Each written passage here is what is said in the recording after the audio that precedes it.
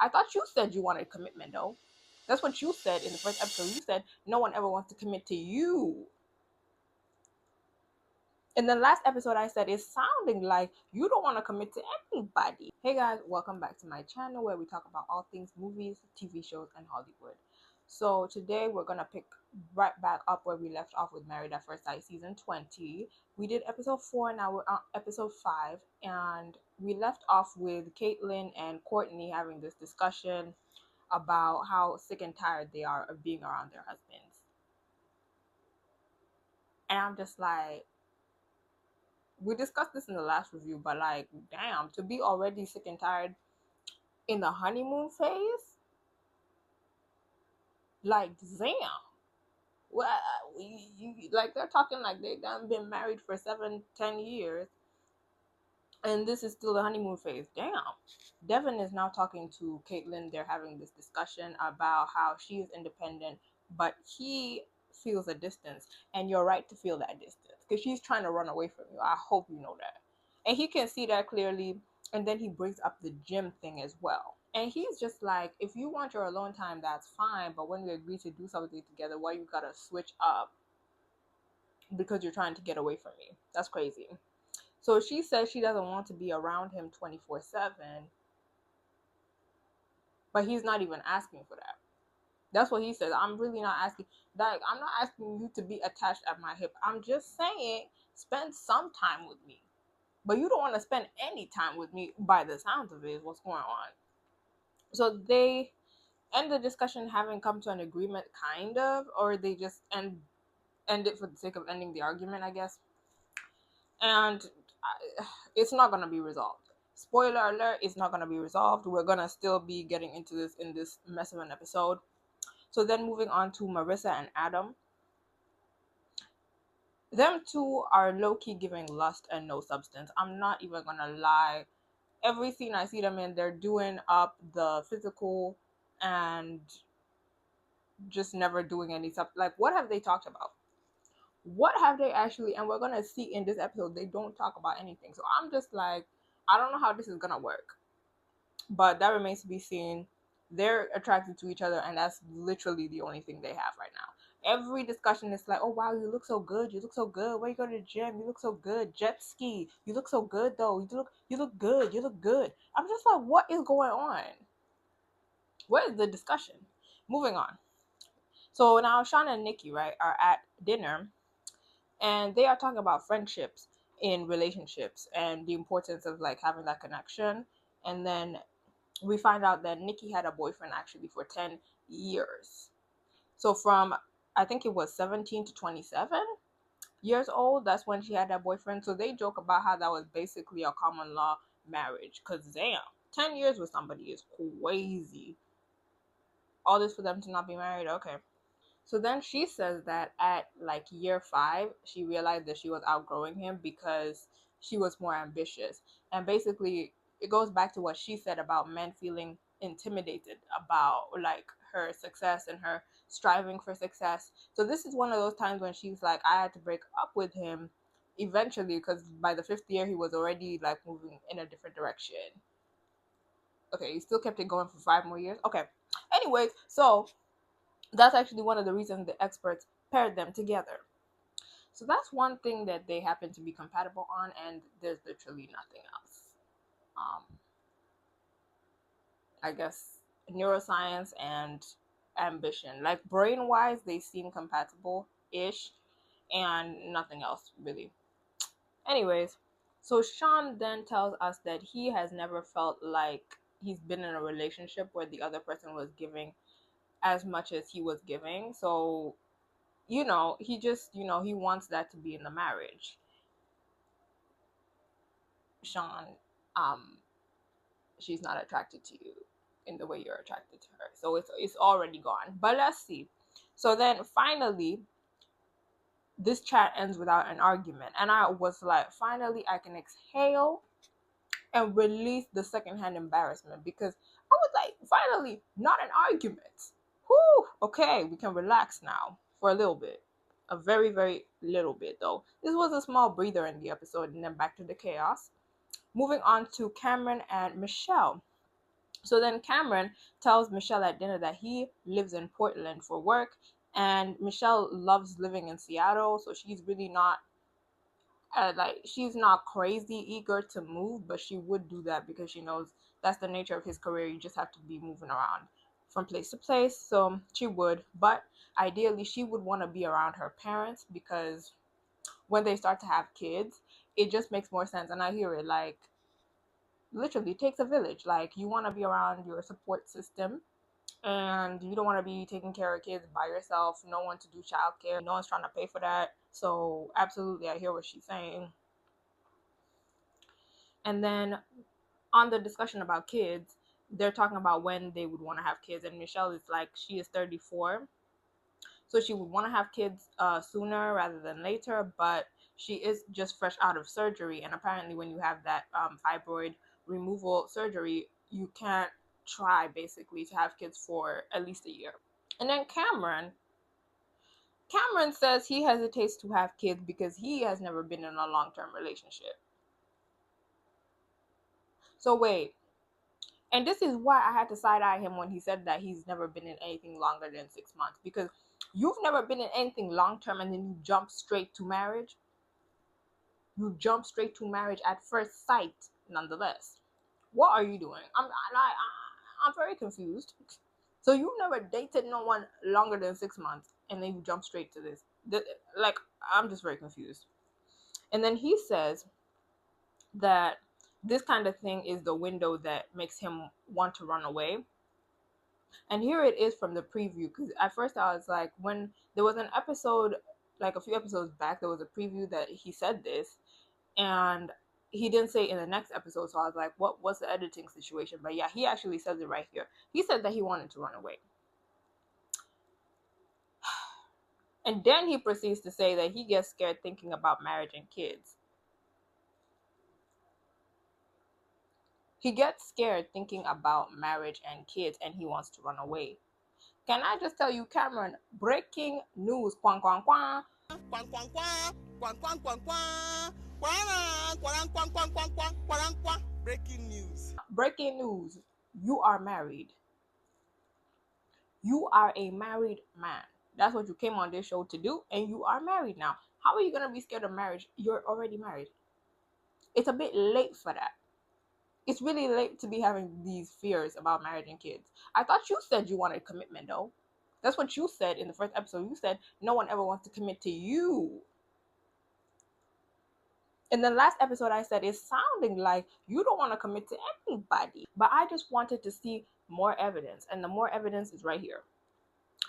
This is sounding like a waste of time. Like, Cameron, what are you doing here? So then Cameron actually says he's worried about losing himself. So basically, he feels like he'll lose himself, and in a marriage and kids. What are you doing here again? Like I get it, but also if you knew you weren't ready for that, then please move on. So then we have the group meetup, right? Another group meetup.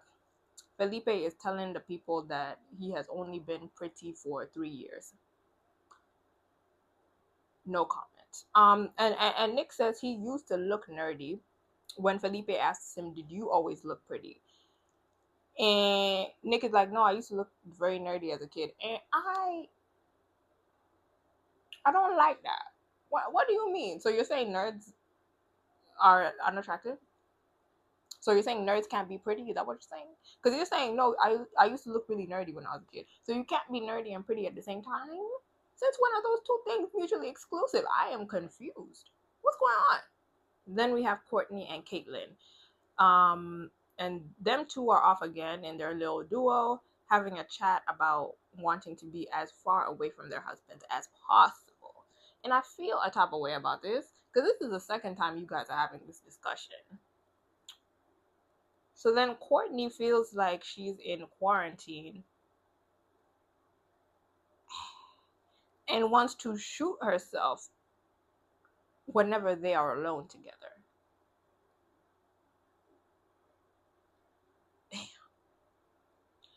Damn. I mean, I would just hate to be Nick right now because, like, damn. I don't even like Nick like that, but damn, that is cold. Very, very cold. And then Nick says that he tells us that it could be heading towards the friend zone, and he wants to course correct. Nick, I fear it's not even the friend zone though, because I actually want to spend time with my friends. I actually like being around them. So it's not even giving friends. And I'm so sorry for that. But also it's low key your fault as well. But we'll get into that as well.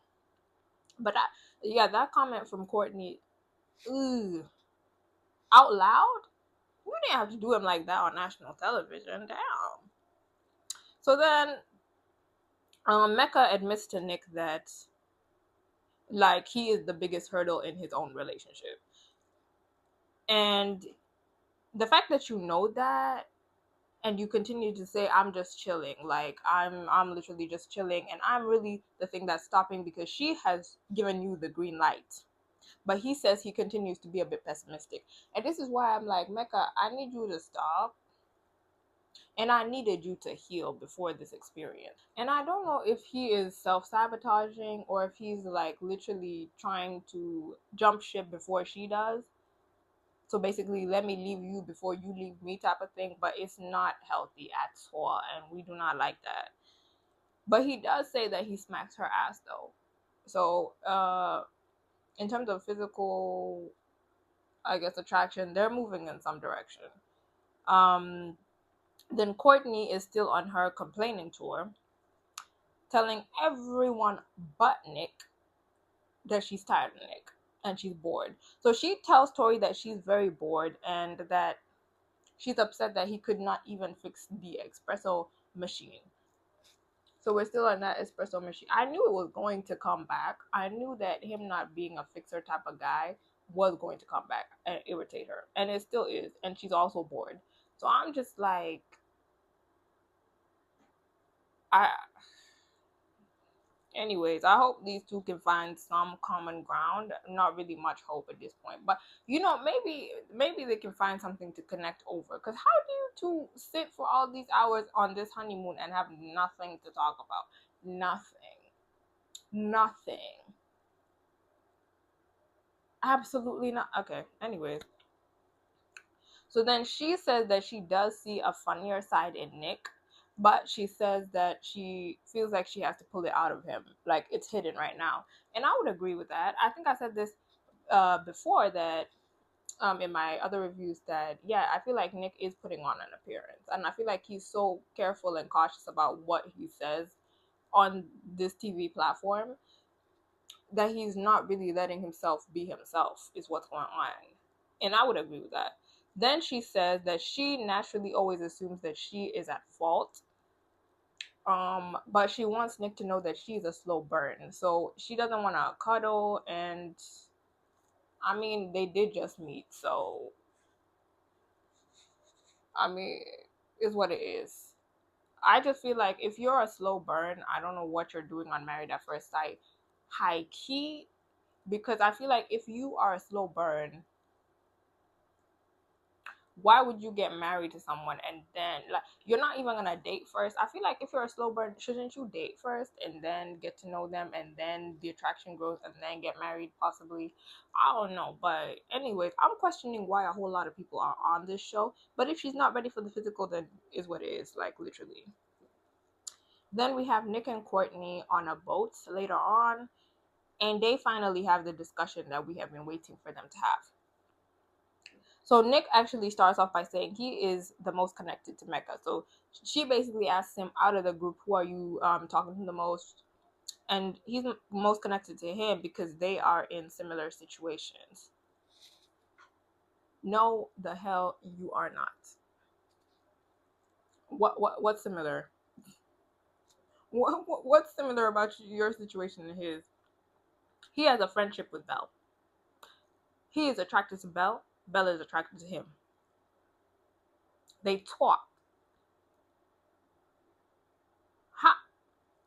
I was like, Nick, no, the hell you are not. This is not the same. It really isn't. But anyways, they discuss the cuddling, and she says she's just not really into that right now. And she um tells him that she wants him to be more goofy. And this is what we wanted. I was like, you're telling everyone but Nick what you need him to know. And now she's finally addressing it. And she's literally holding back tears because we can see that part of the reason she didn't want to address it was because she was scared that he was going to leave. We know that's a recurring theme. And she's holding back tears because she's literally trying to get this out. But she's at the back of her mind, she's like, I feel like he's going to be upset and leave. But then she ends up feeling so much better once she gets it off her chest. And Nick appreciates that. He says he's actually a really goofy person, but he has been cautious and overthinking. And I was just like, I'm glad you people are self aware because this is what I have been saying. And I just feel a bit validated because because at first I was like, maybe I'm just doing too much reading into this too much with this show. But like, I feel like this episode was full of validation for what I've been saying. And I'm like, okay, I'm not seeing things. So I'm happy that the people are self aware. My thing is, you are self aware and you're not doing anything to fix it. That's what's confusing me. Okay. But then Courtney asks again why he went on those damn TV shows. She's not gonna forget about that. She's not getting distracted. She's focused. No, no. Let's run it back to why you went on so many TV shows. And then he now says, because first last episode he said that it was because he was into theater and art when he was in high school and he never did that as an adult.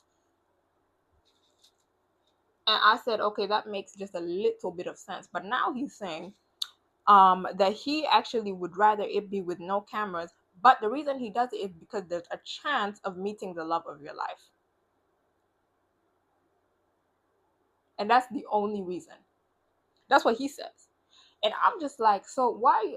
I feel like I'm hearing two different things. And either way, I don't believe you. You are here for the clout. I don't believe you either way because you can't even get your story straight. You've had years of being on TV, probably having to explain to people why you go on TV, and you cannot even get your story straight.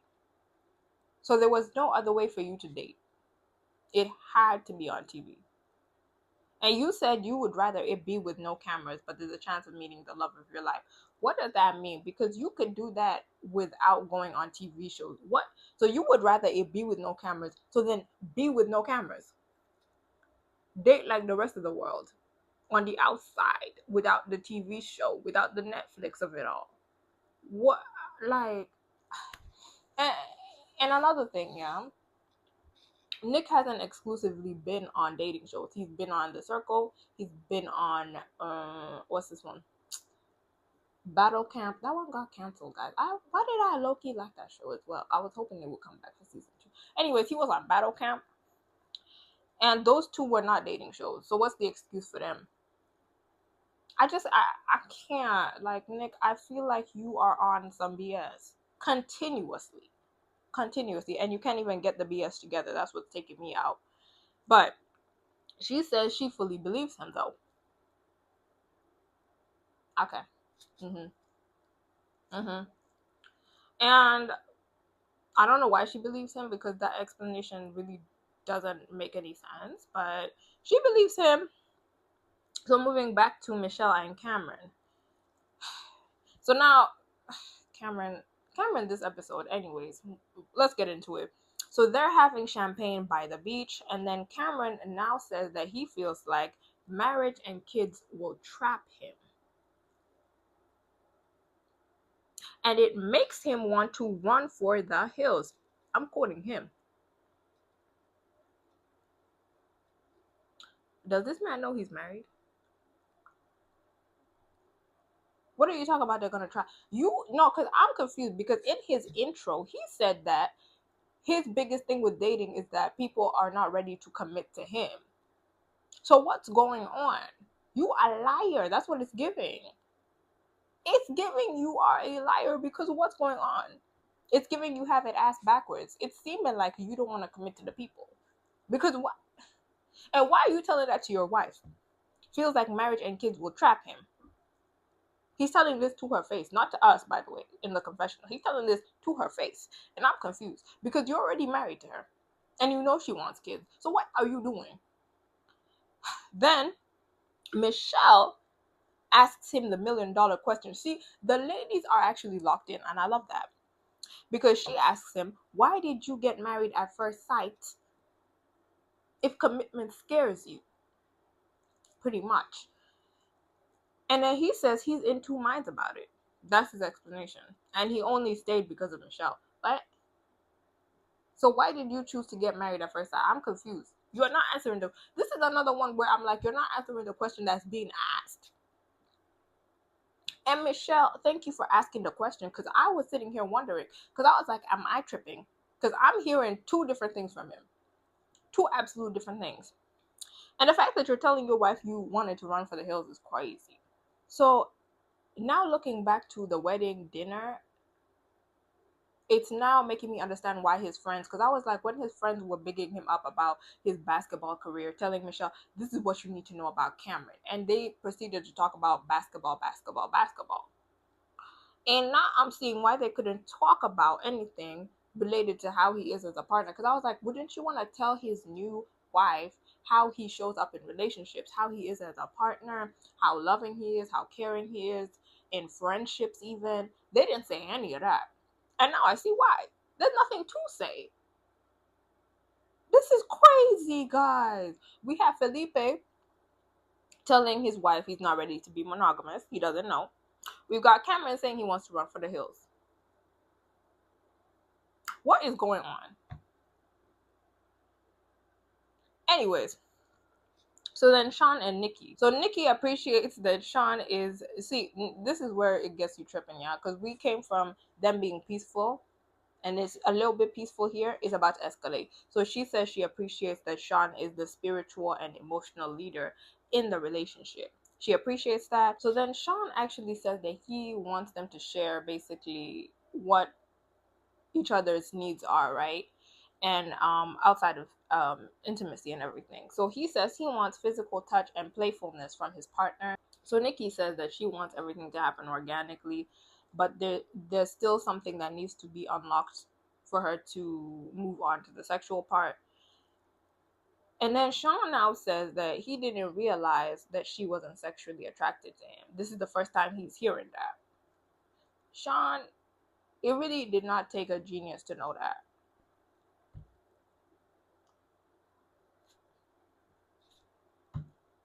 It didn't take a genius. And aren't you a neuroscience doctor? Like, you have a doctorate in this?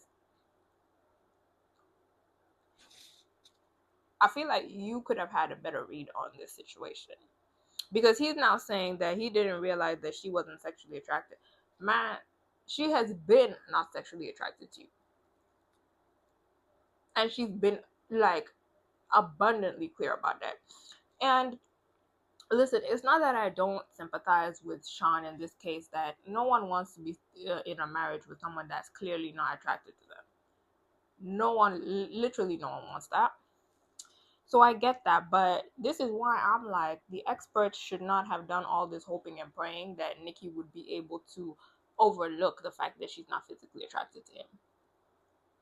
And why Nikki should have been more specific in her deal breakers. And then Nikki now says that the little pecks that she gives him here and there, the little kisses, are not a sign of physical attraction.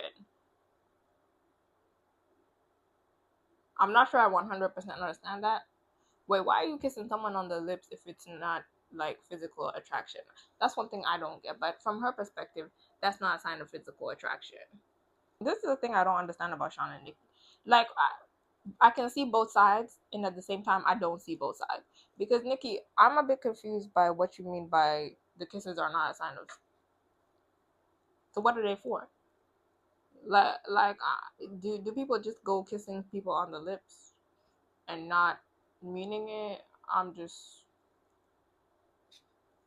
but so then Sean says that he fully believes that she's attracted to him. Sean, the delusion is crazy. I feel like kisses aside, she has shown you from the second she stepped onto that altar that she's not physically attracted to you. And I just feel like she's telling you to your face. She's telling you to your face that she's not attracted to you, and you're still like, I don't believe you. What? Like, she's not hiding the fact that she's telling you right now to your face very clearly, I do not like you like that. And you're out here saying, I don't believe it. You're 100% attracted to me. Sean, please be so for real. And I mean, please be so for real, okay? But then something about Sean is irritating me and annoying me, and I cannot figure out what it is. So Devin and Caitlin end up taking a dance class, and we actually get to see Caitlin loosen up for the first time. So that's nice. Um, I guess that's something out of this whole episode. Then Tori and Felipe actually went horse riding during the day, and then at dinner, he proceeds to give her roses. And then them guys are talking about moving in together and what it's going to be like living together. And Tori says she cannot do mess. That's one thing she likes. She's not putting up with that. And then Felipe basically rates himself a 5 on a scale of 1 to 10 in terms of mess. He says that being with a lady will make him less messy. And he says that being with a lady in general makes him a better person.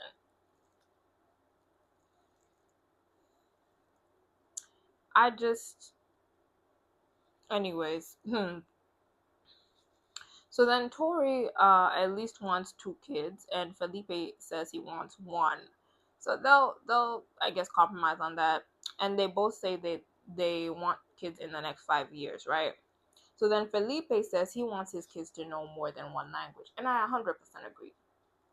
Absolutely, he wants to teach his kids his mother tongue, and I'm like, yeah, that's an important skill to have. Save them from having to pay for classes to take it when their parents could have taught them that from when they were kids, okay? And then Felipe says he doesn't want to love bomb her like he has in the past. Those are his words, guys. His words. Love bomb her like he has in the past. So then he says he saw her and wasn't sure if he was good enough for her. And I feel like this whole situation here is giving mini red flag. I don't want to say complete red flag yet, but it's giving mini red flag for me because he's saying he wasn't good. He didn't think he was good enough. Um, he doesn't want to love bomb her like he has in the past. And then earlier he said that being with a lady like causes him to be a better person.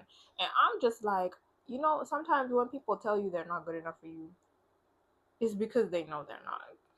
And it's because they know they're not going to be able to treat you the way you deserve to be treated. So, mini red flag for me. I think we should monitor the situation. And my thing is, yeah, once again, the people know what they're doing wrong and they're not doing anything to change that. And Felipe, at some point, can you please expand on what you mean by having love bomb people in the past? We would like you to explain yourself there because we are confused. Then Mecca and Belle get up in the morning, and the chat is so good at first, and then it goes left, completely left. So he says he feels like she is more attracted to him than he is to her. I was gagged. So basically, he starts off the conversation. Do you feel like one of us is more attracted to the other? And here in my mind, I'm thinking, I don't know why I was thinking he was going to say, oh, yeah, I feel like I'm more attracted to you. Now, he said she is more attracted to him. I couldn't believe it, guys. So, unlike Sean and Nikki, these two have actually had an attraction to stand on. So how could he even say that? Because with Nikki, when she said, I'm not sexually attracted to you, it was like, it's been like that from the beginning. But these two actually, like, we were led to believe that they were somewhat on level playing field in terms of attraction, but apparently not. So I just couldn't believe he said that to her face. So then she asks him for a percentage, and immediately I was like, this is going even further left. So then he says that she must be at 150%, and he's at 80%.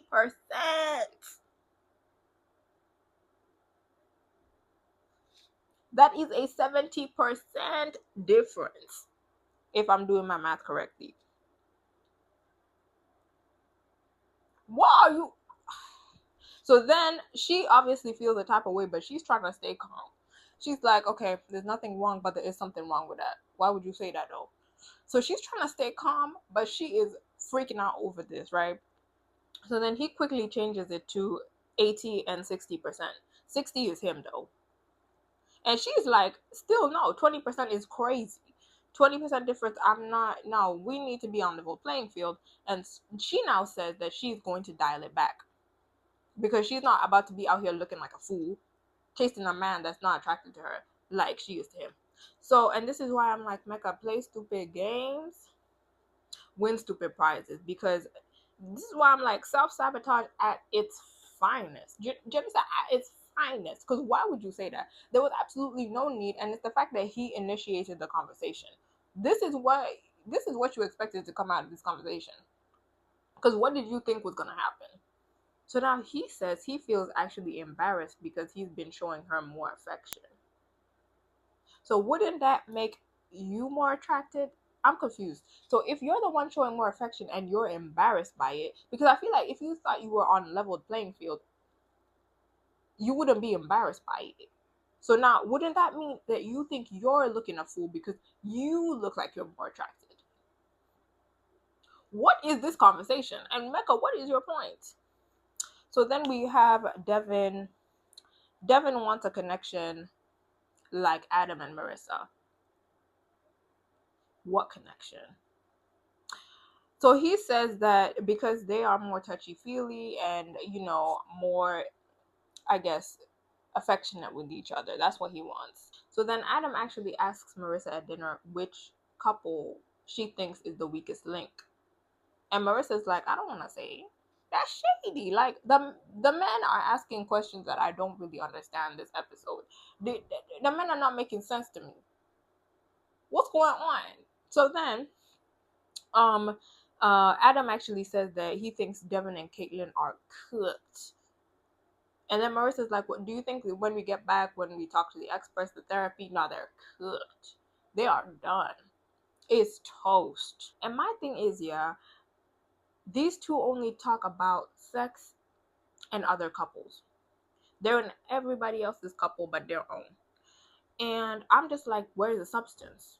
Once again, so then Nick says he's talking to Courtney and he says he feels like he has an RBF when he's confused. So basically when he's confused, he'll make a face that kind of intimidates Courtney or makes her feel a type of way.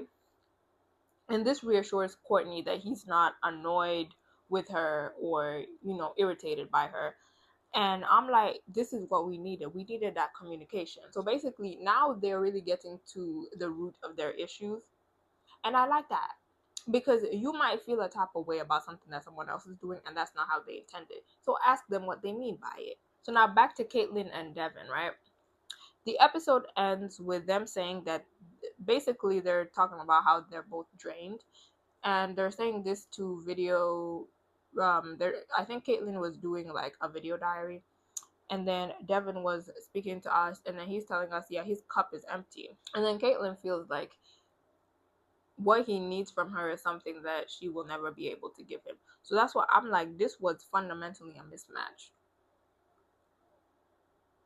Experts, please explain what's going on because I have a few questions about these couplings. The thing that the people asked for, because Devin said very much so that he wants physical touch. So what's going on? I don't know, but it's a mismatch. And it's like I don't really blame either one of them necessarily for not being at the level that the other person is at. However, I do feel like Caitlyn needed to do some healing though. Because like you say you want to be married and you want a relationship, but you never want to be around your husband. That's very strange. But I don't know. We'll see. Hopefully they'll be able to talk it out with the experts and we'll see some progress later on because that's what's in the next episode. But yeah, those are pretty much my thoughts for episode 5. I'll be back for the review of episode 6. If you have any thoughts that are different than mine, or the same, you could be agreeing, put them down in the comments, and don't forget to like, share, and subscribe.